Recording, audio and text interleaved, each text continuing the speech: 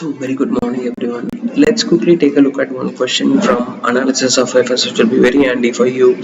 First thing you should do in this kind of standards is what are the various Ind AS that will be applicable for the question. That is the first thing that you should find out. So, if you see the question, Mumbai challenges measures its stadiums in accordance with the revaluation model, and airline company has approached the directors offering with 700 crores for the property naming rights of all the stadiums for 5 years. Three directors are on the management boards of both Mumbai challenges and the airline. So also the statutory regulations regulate the financing bodies. So this prevent contributions to the capital from a related party without increased equity without repayment and return. So Mumbai challenges wants to know how to take account the naming rights and the values of stadium and the potential implications of the financial regulations imposed by these regulations.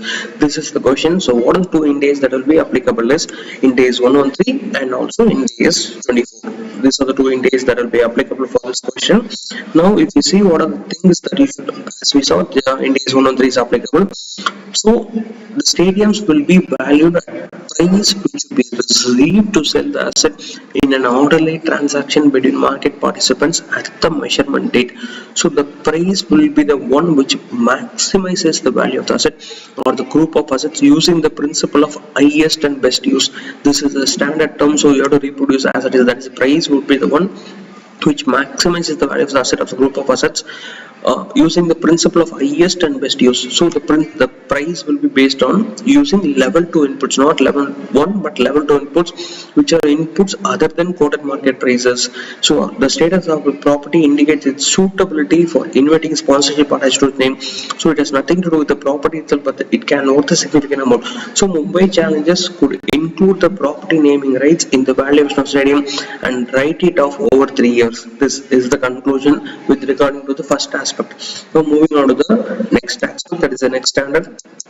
Ind AS 24 lists the criteria for two entities to be treated as related parties. So it includes being members of the same group or where a person or a close member of that person's family is related to a reporting entity if the person has control or joint control over the reporting entity. So Ind AS 24 deems that parties are not related simply because, this is very important, simply because they have directors of common. So in this case there are three directors in common, and in the absence of information to the contrary, it appears though the entities are not related.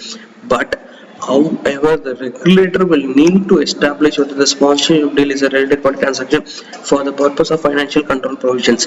So there they have to demonstrate that the airline may be expected to influence. This is again Ind AS 24 key terms which you should reproduce.